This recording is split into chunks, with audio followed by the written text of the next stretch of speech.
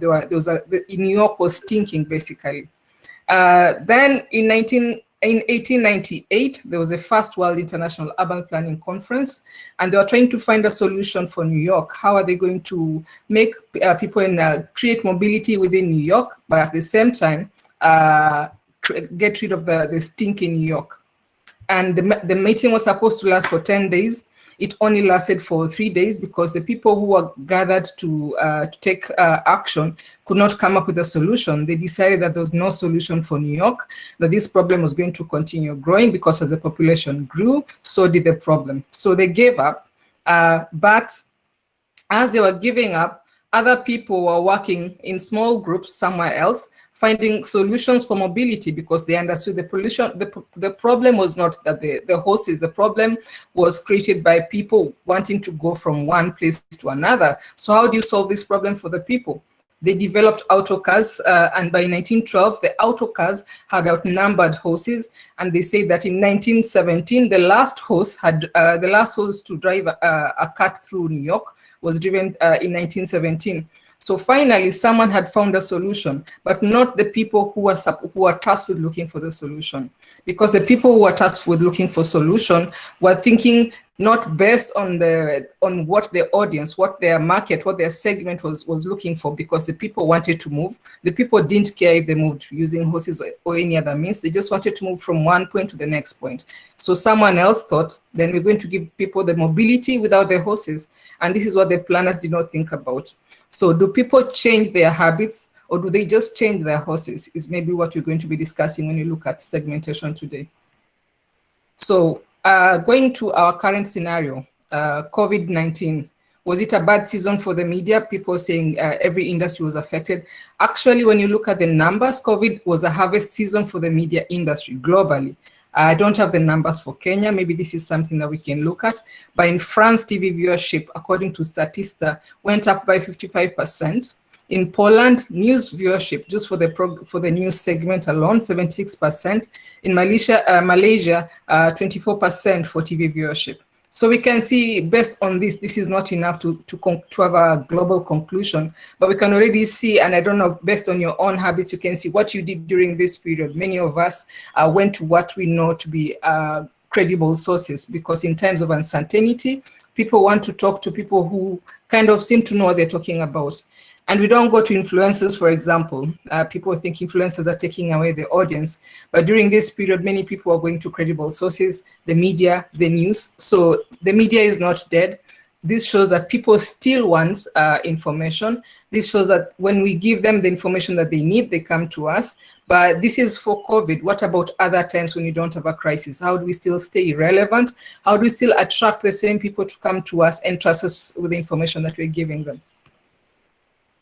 When you go into segmentation, you have to think of who is your audience and to think of your audience as unique. And this is why I thought talking about segmentation is important right now. Because in the past, when I was training, when I was talking to different journalists during training, when you ask someone, what is your program about? They will tell you, I'm producing a program for the youth. And that is a very, very general term, the youth. Who is the youth based in that program? Who are you targeting specifically? If we think like business people, because media is a profession that if it's going to make money off if the industry is going to make money, then we have to think like other industries, where you segment your audience and you think of their needs and how you fit within their needs. For example, from Statista, again, increased media consumption during coronavirus outbreak worldwide. So this is capturing many other places. And you can see that based on their segmentation, they went with the four. I believe in this audience today, we have some baby boomers. I don't know. There's the Generation X, where I happen to fall. They are millennials. I'm sure there are many who constitute in the students who are millennials, and Generation Z. And these were their media consumption trends. So do people still want to get information from the media? The answer is yes. They're just going to different spaces and they think differently in these spaces. So it's up to us when talking to the different people in the different places to understand them. How do we do this? By segmenting them. How do we segment them? most of the traditional methods for media segmentation has been mostly demographic and geographic. By demographic, I mean we've been looking at their age, the sex, looking at their social class, their consumption power. For geographic, we've been looking at where they are, but most of us in the media have assumed and ignored psychographic segmentation, where we look at what people value, what their aspirations are, what their beliefs are, what they really want to get out any engagement they put out there. Because now, as we know, people have appreciated that their time is money. When they give us their time, they have to get something out of it. So they can't engage with us if we don't understand them. So as the media and communicators, we have to spend time understanding psychographics of our audience. We have to know where they're coming from, what they want, what their deep desires. It's a bit of a science, but now there are tools that can help us achieve this. So we are able to do, for example, social media analysis on people's thinking. And there are tools that are free, but they also pay a bit more, maybe 2 Java meals, and you're able to get a tool to be able to kind of analyze social media. Many of us on Twitter, many of us on Instagram, Facebook. We can use these spaces other than posting about what we're doing to actually study our audience, so that when you're speaking to them, we're actually telling them what they want to know in a language that they want to be addressed in. So to solve a problem, we have to innovate. Right now, we say we have a problem. Do we really have a problem? Maybe the problem is not that the audience is moving away. Maybe the problem is that we in the media have for a long time, assumed that we are very important. And yes, we are, to a point that we don't want to change. Other industries, let's say take the motor industry, for example. They were also affected during the COVID period because people were not moving, so people were not buying cars, especially in Europe. It was one of the biggest problems. The car industry really suffered. But people are thinking, okay, how do we make people buy more cars, making safer cars, making cars with less fuel consumption, so that we appeal to an audience that thinks they don't want to pollute the environment, make electric cars so they don't pollute the environment. So the car industry, the motor industry has used this means to innovate, to change, to evolve with their audience. Doctors, they are very important. When you're sick, you have no choice but to go to hospital. But for some time, people are saying the medical industry is under threat because there are now machines that are able to diagnose better, making it possible for patients to get to know their disease. People are going on Dr. Google to check, I have a headache, I have a stomachache, and self-subscribing, subscriptions for medication. So doctors, to stay relevant, what do? They learn bedside manners. This is not, because innovation is not only in technology, it's also in the way we deal with our clients. And doctors realize maybe patients don't want to come to us because they don't feel like we talk to them in a way that they feel appreciated. So many doctors now invest time not in just mastering their tool of trade, their skills, but also in getting bedside manners, something that many doctors in the past didn't have. So now more doctors spend time to kind of have a holistic view to treating their patients. In the IT world, so they created the tools that kind of became monsters, generating lots of data. So now they found themselves having so much data than they could process. What did? They develop artificial intelligence and machines that work faster and smarter to analyze the data, so that we're not generating data and dumping it there for nothing. But what about us in the media? When we study, we come out, what do we innovate for our field? What do we bring to change for our audience so that they get something new? Because our audience is evolving. Do we evolve with them? So the first 3 steps in segmentations, or for you to stay ahead of the game, is to find your niche. One of the things I believe is you cannot go selling what you cannot buy yourself. So if you're in school right now and you've not worked, you're probably wondering, how will I function in the world that if the media is crumbling? So find your niche is what I would say. Ask yourself, what am I made of? What can I propose that I'm passionate about? we won't always find space where we want to be, but to already know that this is what I'm great at. For example, if you love food, what about food? What about, go down to maybe I like to present something for nutrition and really master it and find someone in that field. When I was working at Intern, it's one of the things we used to do. We had an event called Science Buddies, where we helped journalists who are reporting on health to link them with doctors and other scientists, so that they were not just calling themselves science health journalists, but they also had someone in the field they were interested in who they could talk to and say, I'm working on this topic. Would you help me understand it better? Because you cannot talk about something that you don't really know. So whatever communication channel you pick, you have to master it by investing time to really understand it. So first identify it and then spend time to appreciate it. Then find your market, and this is what segmentation is. Where are the people that you want to talk to hanging out? Are they on Facebook? Are they on Twitter? Are they on Instagram? Are they on traditional channels like we saw with the Statista data just before? Are they like the baby boomers and the Generation X who are watching broadcasts, traditional TV, using traditional media? Or are they on social media? And if they're on Twitter, what is the language on Twitter? What is the mood on Twitter? Because for every segment that you target, there's a way that you speak to them. So find your market, and once you identify them, then check out the potential for competition. By competition, I don't mean other people who are doing what you're doing in business, because part of what I'm studying now is how to apply business to many other functions. In business, one of the things we say, competition may not be the person producing exactly what you're producing. It may be someone who's doing something. For example, if you're Coca-Cola, your competition can be a coffee shop. For example, it may not be Pepsi, it may be a coffee shop, because it's providing ambience where people sit and drink. So for media, who is our competition? And see how they function and learn from them and borrow what we can. There's nothing wrong with copying what is best from the other side, but also seeing how that adds value to your audience. Why do they like going there versus coming to us? So really mastering our audience and seeing where they are and seeing how they engage with others who are providing them those services.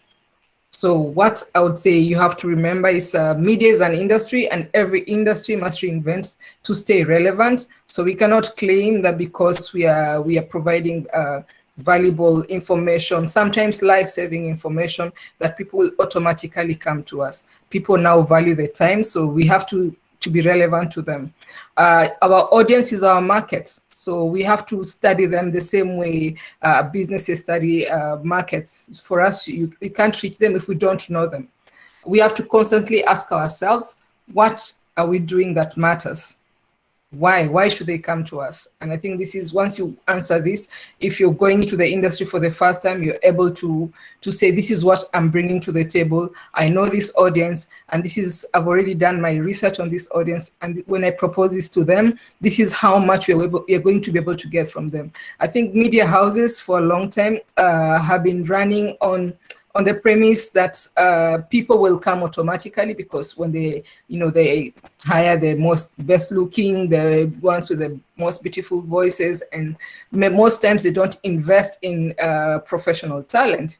But you can come and offer this, come with having done the market study, for example, of your audience, and say, I would like to create this segment because there's a niche, I have the niche for this segment, there is a gap that I've identified, and this is what I propose that I think will bring value to the media house.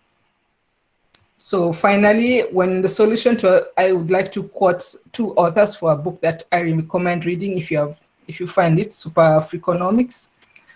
When the solution to a given problem doesn't lie right before our eyes, it's easy to assume that no solution exists.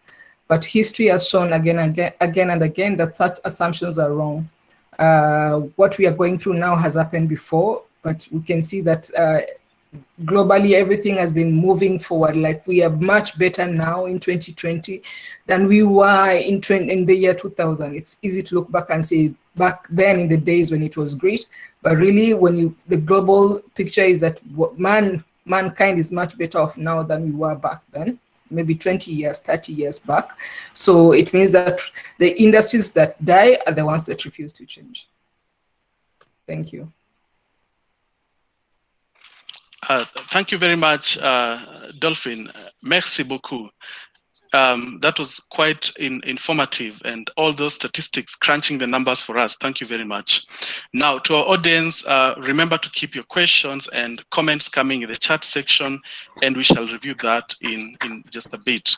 Now, our second guest is Fred Indimuli. Fred is a renowned TV news anchor and presenter, and he has worked for over 16 years in top media houses in Kenya. He's worked for the state broadcaster KBC. He's worked for the top urban radios, Kiss and Classic FM.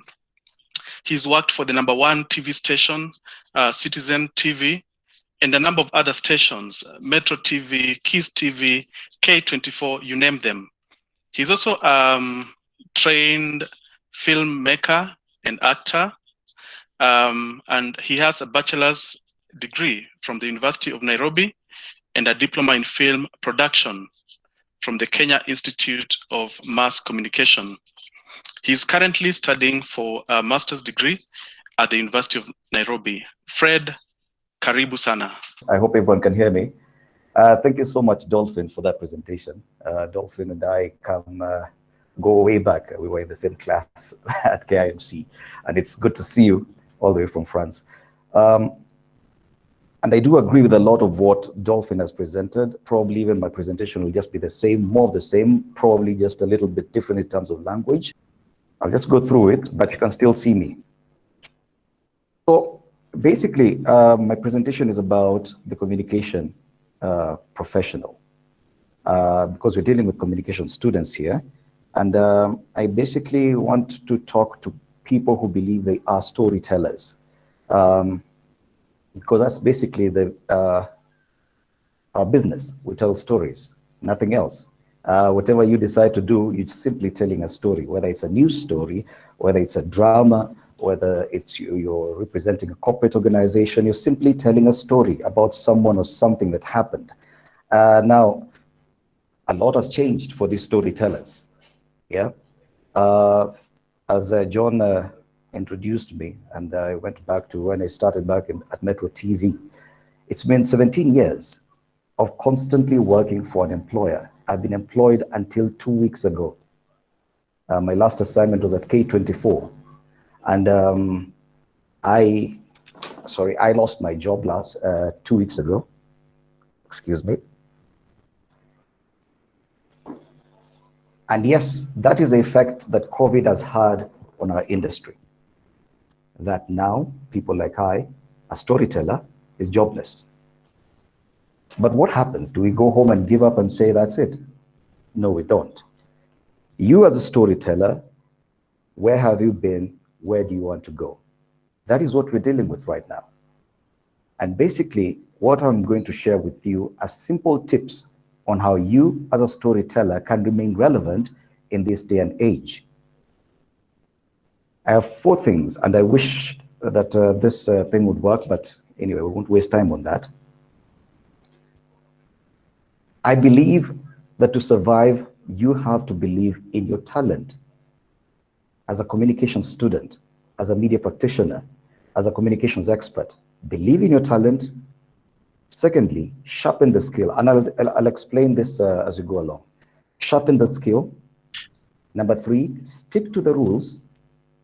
And number 4, be consistent. Those 4 things: believe in your talent, sharpen your skill, stick to the rules, and be consistent. Whether you're employed in a media house setting, or you're out here as a freelance journalist or a freelance producer or anything else that you may want to use as your tool of communication. Let's talk about talent. And this is what many people say they have. You're talented.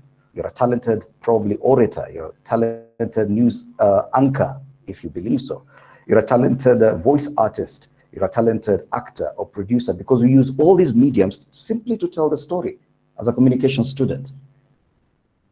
But what is talent? Talent is what is intrinsic. It's innate in you. It is intrinsic. It is natural and it's effortless inside you. You may have it and not even know that you do. you are talented enough to do this. And probably you see yourself as a news anchor or a journalist, a TV journalist, a radio journalist, or a writer for a newspaper, or a communications expert for a corporate organization. But how different is your talent from what we have seen? Are you just out to replicate another Hussein Mohammed? Are we just going to see another Jeff Koinange in you? What I need you to know is that you have to be original and work on the original. Don't try to copy anyone else. All this I'm saying because you still have to remain relevant even outside the media house that you've been working for. Because probably some of us, we gained relevance for working for K24, working at Citizen. That cannot be the relevance. That cannot define your talent. Your talent is in you. So you have to be different. You have to work on the original, but embrace novelty. Embrace the newness of what is happening. It won't be enough for you to go home and cry yourself to sleep and say, now I'm jobless, what else do I do? You have the talent. Embrace novelty. People have moved to social media. People, more and more people. From the statistics that Dolphine shared about TV trends elsewhere in the globe, probably it's a bit different here in Kenya. Right now is when people have gone more and more into online consumption. People are using more YouTube, more Facebook, more webinars, more Zoom. And that is the space where we are going. Remember, there are people who are already talented and have already occupied the space. Some of them just have the talent, not the training. They've already occupied the space. That is a space we're already fighting for. You have to embrace that novelty. I know one person who probably you know, is called Blessed Njugush. He's now a comedian on Instagram. And he's done very well for himself. He was also a student at KIMC. And he did very well for himself, but he decided not to go under any umbrella of a media company. He decided to go on his own. His method of communication is comedy. He has done very well for himself. But will you just go into that space and try to copy what this other comedian has done? That is what you need to think about. Work on the original, but embrace the novelty. I mentioned 4 things: talent, skill, there was the sticking to the rules and being consistent. Let's talk about skill for now. Yes, you do have talent, but talent has a fall off. Talent will get you through the door, so they say, but it is skill that will keep you there. So yes, you're talented, you're a comedian, or you are a good storyteller, you're a good journalist, you're a good communicator, you're a good writer, you're talented. But do you have the skill? Now, skill is probably what you're learning. If you can create skill, you can create success. Talent will get you there. But the more you practice this talent, the more you keep sharpening this talent, the more you keep refining it and embracing the novelty, that is a skill you're learning every day as a communication student. Yes, whatever you're doing in class, whatever you practice, the more you do it, the better you become. Skill has the ability to make you look like you're talented, even if your talent is not that good. It's when you refine your talent, constantly refine your talent, that you become skillful in what you do. You become a skillful storyteller. Remember, we said all we communications experts do, or professionals or media practitioners, whatever we do, whether you carry a camera, whether you write using a pen or a computer, it's simply telling stories.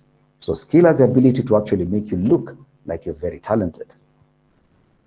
But even with the skills, and what will differentiate you as a proper communication student from all these other communicators out there who are not necessarily professionals. And remember, and have this clear, I am not saying that simply because someone did not go through a communications class, they are not professionals. Some are trained through experience, through apprenticeship.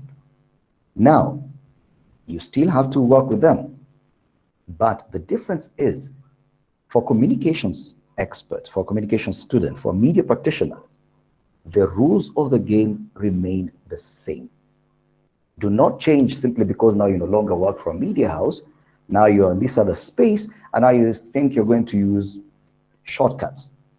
Integrity is key in what you do. Integrity does not change. You still have to cover yourself under the umbrella of this integrity. Media ethics remain the same for you, whether you're on Instagram, Facebook, Twitter, anywhere else. For you to be believable, do not compromise on your integrity. People will still come to you once probably your name is known. People will still come to you. Even when bloggers are the likes of Robert Alai, Cyprian Nyakundi say something, they will come to see if at all this communications expert has mentioned something about the same story. And believe you me, they will believe you more because you are and you have maintained your integrity. And in that I say, respect the game. Do not compromise on these things simply because you've moved from the umbrella of a media house. Finally, be consistent. Do not stop what you have been doing. Be consistent. What I've learned over the years, and 16, 17 years or so, is that people appreciate your consistency. They follow you because they know this person will be there tomorrow to inform me, to tell me this story, and will be there another day. And I can always come back because you might be a professional, you come into this space, you're there today, then you disappear, you decide to go into farming. Then 6 months later, you decide, no, let me come back to this. Believe you me, you'll have lost out on your audience. Storytellers are very special people. And there's a difference between, you could be telling the same story. There's a difference between someone who tells you the story in this way and someone who exaggerates the story or sensationalizes the story. I'm sure you have friends who you would like to listen to. They're telling the same story, but one person telling that story and someone else telling the same story, and you're like, no, I'd rather hear that story from John because John is a good storyteller. Be consistent, but never, never give up. Basically, ladies and gentlemen, that is my presentation because I feel that as an individual, I have a challenge right now. Yes, I lost my job 2 weeks ago. What do? Do I quit?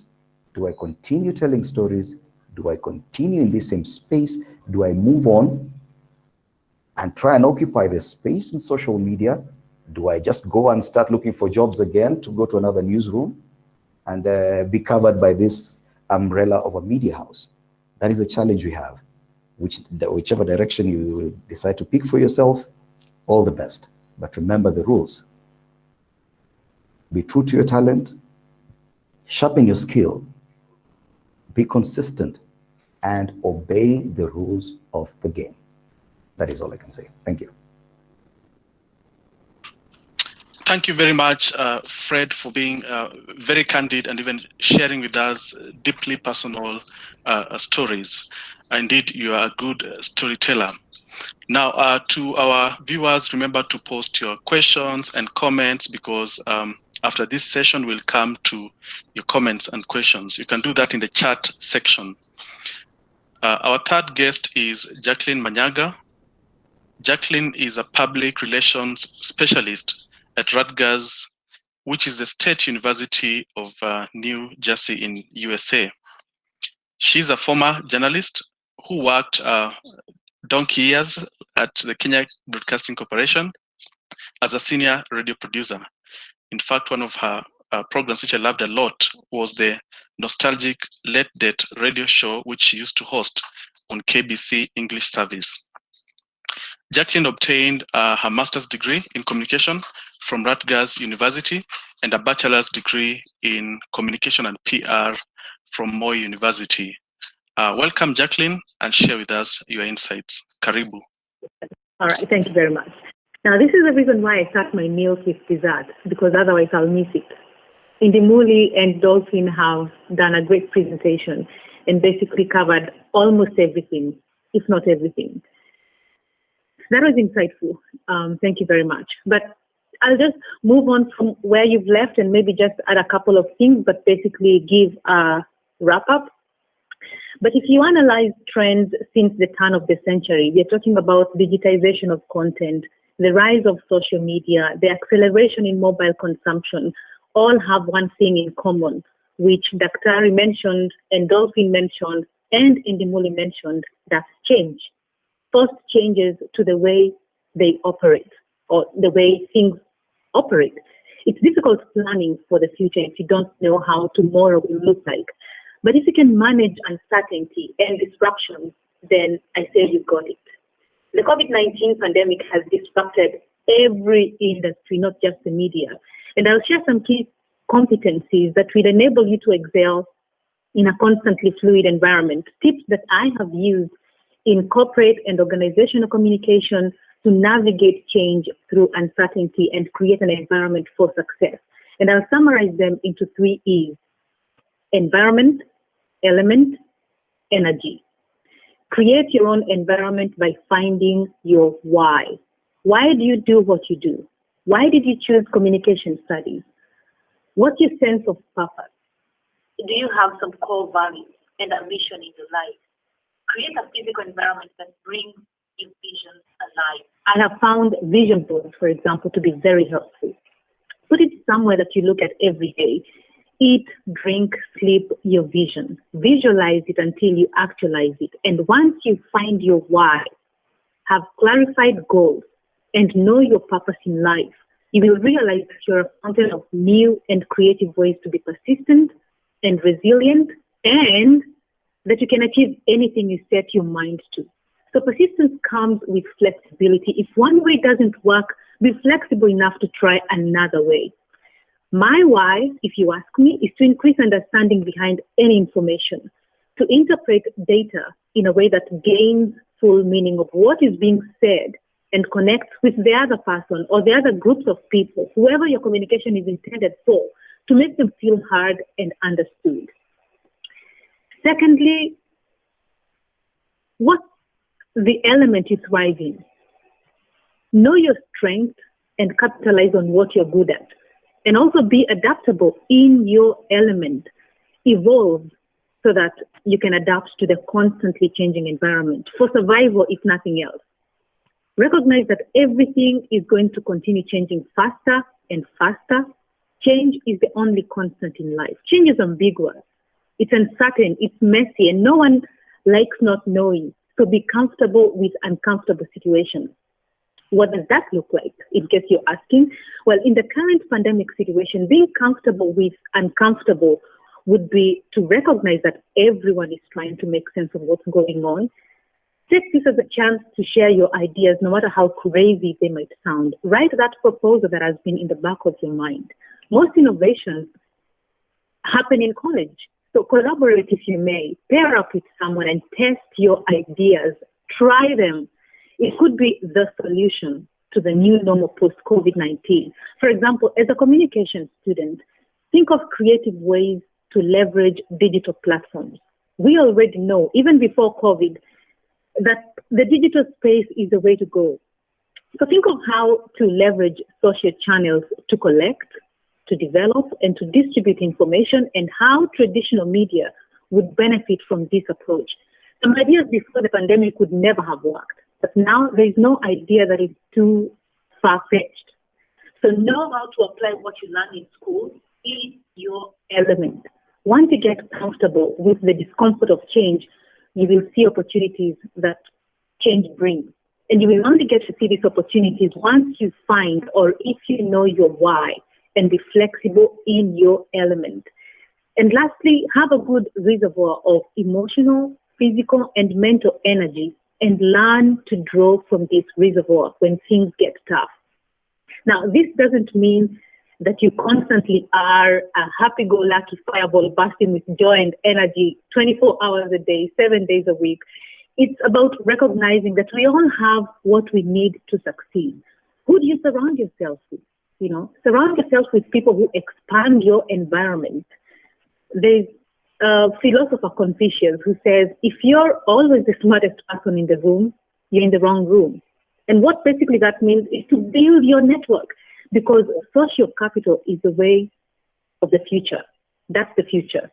So building your network means people who are not already in your circle. Don't confine yourself to the only area of your study or to the only area of your expertise. Try to see links between things that look separate and diverse. Connect things. For example, in my current role, I coordinate with about,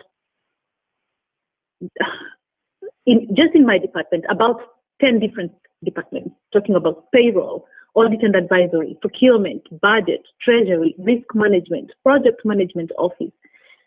To each department give updates on the projects they're working on so that every individual understands their individual effort and how their work fit into the bigger picture of their departments and the organization at large. Now, this has helped to increase cross-collaboration, increase employee engagement, and this has built my network, for example, individually, because there are people I would never have interacted with. And as a result of this, I have another project in the pipeline for staff just to get to know each other, because if you get to know the person you're working with at a personal level, then that enhances your work relationship as well. So as I conclude, anytime you feel misaligned or unsure about the path you're on, check the state of your environment. Do you know your why? Are you in your element? And how's your energy reservoir? So to recap the 3 E's: environment, find your why; element, be adaptable, get comfortable being uncomfortable; and energy, build your network and social capital. Thank you. Thank you very much, Jackie. That was quite insightful, and thank you for telling it with such passion. We could feel it. Now on to some of our comments. I can see Tracy Adembe is saying, so much to take from Dolphine's presentation. I can see Susan Mwangi saying, wonderful presentation. I can see Joram Baraza saying that you should always learn from your competitors, and that's a nice one. Now on to some questions now. And I'll ask just one round of questions to the participants, to the panelists, and then feel free as a panelist to pick any question that intrigues you in the comment section and respond to it. But I have a question here from Kevin. Kevin is asking, Kevin Ocheng, why is the media laying off workers at this point, or journalists at this point, when more people are watching, if you go by the statistics? And maybe the second question that Dolphine you can also share, still from Kevin, is are there any tools that you could share for mining audience data? And maybe this is what you can even type in after your question. So Dolphine, perhaps if you could respond to that, we would appreciate. I can't speak to why media houses are laying off people in Kenya. I know globally many companies may be taking a pause in hiring as they try to figure out what is happening. Very few big companies, and most media houses in Kenya are big companies that make monies and lots of zeros, so they are big companies. So they should kind of be having a buffer to be able to survive, because we've only been in lockdown, 4 months? So I don't think what is happening is directly linked to COVID. I don't know the scenario for numbers in Kenya, but I think what is happening is media houses as companies, not as practitioners, because when you're employed by your company, you deliver a service and it's up to them to figure out the business. So I think the people figuring out the business in the media houses in Kenya have not, like Jackie just said, been thinking about the digital space in a constructive way, and maybe they missed out some great opportunities because they already had the skill, like Indimuli was saying before. The media houses already had the skills to tell stories. We were already in the media, in the space where we already had the skills. We just had to translate them into those platforms in a language that people understood. And this is what I was talking about, segmentation, so that we understand when people are in those spaces, how do they want to be spoken to? So I think media houses missed the opportunity in terms of business planning, not in terms of skills. The skills are there, that is no doubt. For understanding our media, for analyzing our audience, I have come to appreciate, and it's more of a developer's tool, RStudio. So you need some skills to learn how to use it, but we are all in a learning situation. And if you go on YouTube, for example, there are thousands of free video tutorials on how to use these tools to mine audience, insights. I have used RStudio to do social media sentiments analysis. So I did a sentiment analysis and actually realized that they were not getting much out of this. So on the top, you could think, well, these companies are doing so much, people like them, but when people like you, they talk about you. And the only way to find out if people are talking about it is to go where people gather. So I went on Twitter to check companies like, Chanel, L'Oreal, Airbus. They were doing all these social corporate social responsibility activities. Were people talking about this? Turns out, no. And this is just using a simple tool. Of course, I had to learn a bit how to do this. And this is some of the things when you're saying you have to adapt, is you have to push yourself to learn how to do this. You can't just say, we don't have the easy way, so you have to learn how to use some of these tools.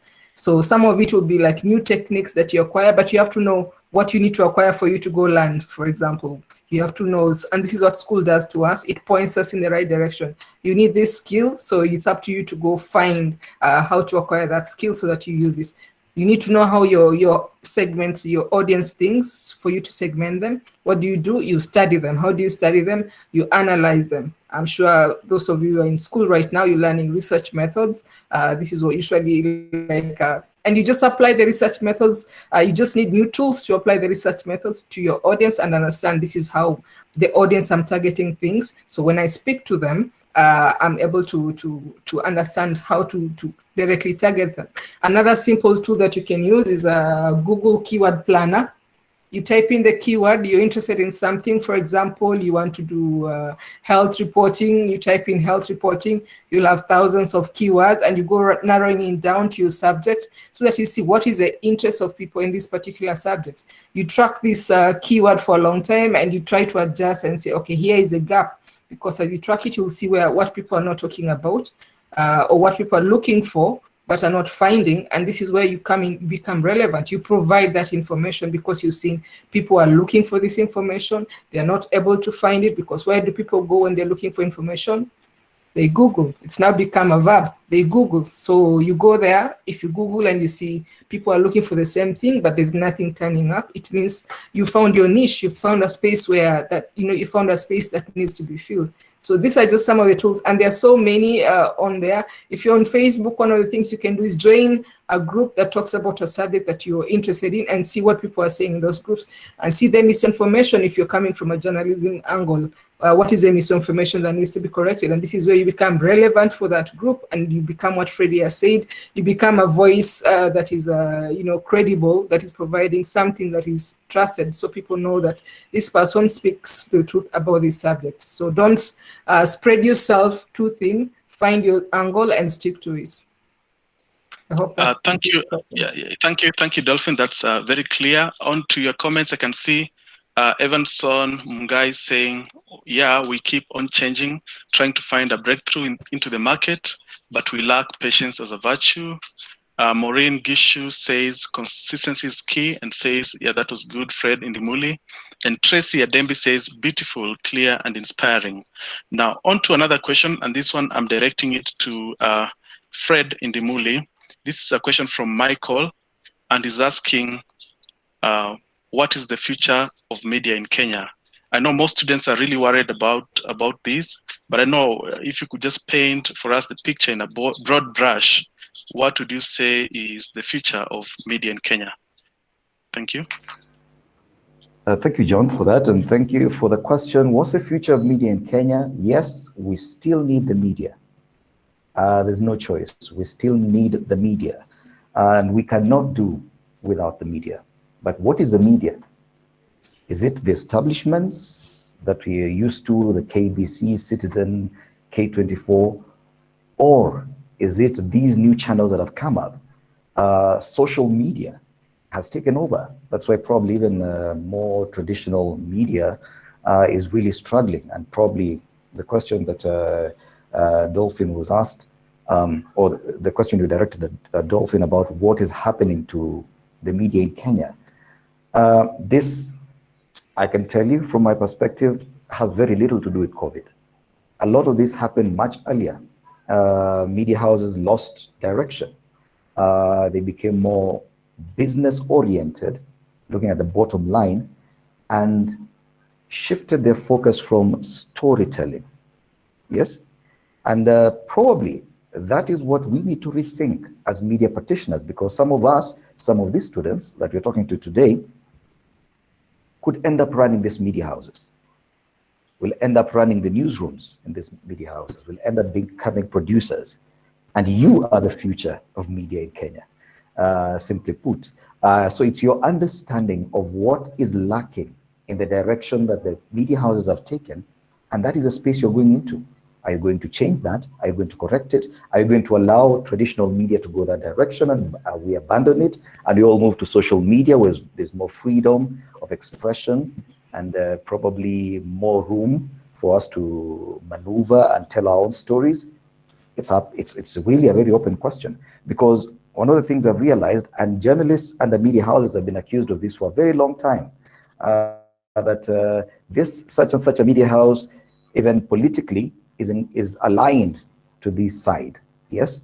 And that sort of puts you in a cocoon. It narrows you down to even on your own personal social media space. When you comment and you're told, no, we know which media house you're working for. And so that therefore probably means we know what you think politically and what your inclination is politically, which is very wrong. So yes, the media space has to be there. There cannot be a vacuum when it comes to the media. But what is the media? I can tell you this. The media is not those stations and those names that we talk about. The media is a communications practitioner, the media practitioner himself or herself, you as a student, you as a storyteller, you are the media. Thank you very much, Fred, for that. I'd also like to thank the students from St. Paul's who've joined us. We also have people who've joined us from elsewhere, like I know there are KIMC alumni who've joined us, also participants from Network for Media and PR, Karibuni Sana. Now to Manyaga, it's a question which has been repeated. I can see Ida's asked it, Stella has asked it, and I think they want to find out which, between the fields of PR and broadcasting, do you believe has the most scope for progression? I think it's because you are a journalist, you're a broadcaster, and then you've switched to PR, now you're a PR strategist. So between those two fields, according to Stella, she'd like to know, which one do you think has the potential for growth? Thank you very much for the question. I don't believe there's any one field which has a specific potential for growth. They all have potential for growth. It's about which angle you look at it, or like Dolphine said, whether you find your niche, or like Indimuli said, whatever you're talented in, or where your passion lies. And I personally believe in going down a path which is less traveled and making something out of it, because then that is what you're remembered for. So just to recap the presentation again, find your niche. I mean, know what you're passionate about. Know your why. Why do you want something? Once you find your why, then I guess you'll be able to go down a specific path and make it work, even if it doesn't work. And if you analyze any field, there's success and failure almost in equal measure. It's just about your passion. What are you passionate about? And like someone mentioned, are you patient enough to nurture that thing and see it grow? Now, at this point, I'd request the panelists just to pick, if you could pick any question from those that have been asked, any that you could respond to, that would really appreciate that. Going through our comments, you can see Get Mogoi saying, inspiring, thank you. She's learned about originality, that's good. Perhaps, Dolphine, you'd like to go first? There are many questions. The one that maybe I can start with is, what about print media? I'm not a print media practitioner myself, but I believe, like Indimuli said, storytelling is storytelling. There are people who like to read the stories. There are visual people like myself. We like to see the stories. There are people who are more, tuned to audio. They like to listen to the stories. That's why the field in broad and podcasts are growing, because there are people who actually just want to listen. There are people who want to sit down and concentrate all the senses, watch, listen, see everything. So they are visual. And there are people who like to sit down and get the words. So everyone has, you just have to find your audience. I think this is what you're saying. Find your audience. Print media, like Indimuli has said, media is not an institution. Media is the person who, the skills, the people who produce the story. So print media, is it dead? I don't think so. Because now we have an explosion of blogs. What are they writing on?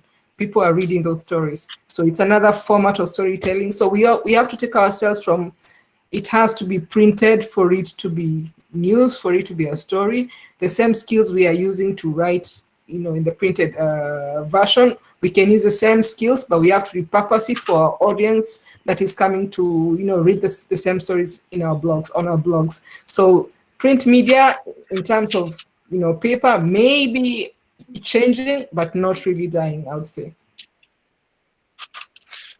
Okay. Thank you, Dolphine. I'd like to appreciate one veteran journalist, Julie Masiga, who has joined us and actually has a question for us. So Julie is asking, can you thrive when you're not in your element? Perhaps Manyaga, you can take that as a journalist. Can you thrive, when you're not in your element?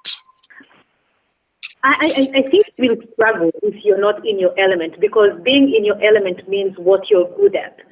Thriving, capitalizing on your strengths, for example. If you're spending a lot of time trying to sharpen your weaknesses, then you're really not letting your strengths show off, So if you spend time doing something that you love, something that you're passionate about, and then you're really in your element, and you can be able to shine and, progress much better, much faster than trying to struggle working on something that you're really not good at, because you tend to spend more time there than, for example, if you're going to spend 30 minutes doing a story, because that is, you're good at writing stories, versus trying to produce a story which you're really not good at production, then you spend more time trying to work on your weaknesses versus spending less time doing what you're good at. So you can succeed if you're not in your element, but you will struggle. Yeah. Thank you, Jackie. Thank you for that. I can see we've been joined by Josephine Karani, who's the head of Parliament Broadcasting. And she asks, she says, this is quite insightful. What is the immediate and short-term advice, we can give presenters and professionals who've just lost their jobs without warning?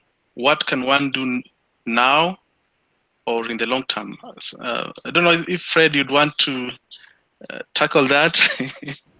I don't know, because I'm also looking for that kind of advice, John. What should I do in the short term? But maybe, as I mentioned earlier, it's staying true to the game, because we've experienced such, probably the pandemic is unprecedented to most of us. We've not seen anything of this nature since we started working. But definitely the fact that people lose jobs in this industry, that is something that happens over and over again, even without COVID. I've been in situations where entire newsrooms have been sent home. This is not the first time I've seen this happening. And so it will happen again. I'm almost certain that even after COVID, there'll be another instance where it will happen again. And what seems to happen in Kenya is that you fire an entire newsroom from one station, you create a vacuum, then people move to fill that vacuum, and in turn create spaces elsewhere. That's why everyone is complaining that it just seems to be a game of musical chairs. Seem to be recycling the same people, moving up and down. So yes, people will get jobs. I'm certain, I'm very confident if I applied for 9, 10, 11, 15 jobs, by the time I'm getting to the 17th, I'll have been hired. But are these the only opportunities that we should be looking for, that I have to work under a media house? No. And that is a space we need to get into, that there are so many opportunities out here. You are a media owner yourself because you run your own social media. I gave the example of Blessed Njugush. He's running an entire business on Instagram alone, and he's very successful. So why would all of us keep on insisting on fighting for limited spaces within how many? 5, 10 media houses? How many jobs are there really? It's time we come out of this cocoon and actually go out and practice proper communication and storytelling outside that confined space. That's what I would say. Thank you very much, Fred. That's really, really insightful and quite on point. I think we'll take down all these questions that have been asked and maybe engage our panelists later and share some of their responses with you. Now, at this point, I can confidently say that this discussion has been very informative and beneficial to practicing journalists as well as communication students. Students have been, equipped with skills that will help them remain relevant in the ever-changing media environment, as we've seen. I would really like to thank our panelists for honoring my invitation and freely and candidly sharing their insights with us. Also to thank all participants who took their time just to come and listen in. Now, this is not the only webinar we have. We'll be having some scheduled, so be on the lookout for our next webinar.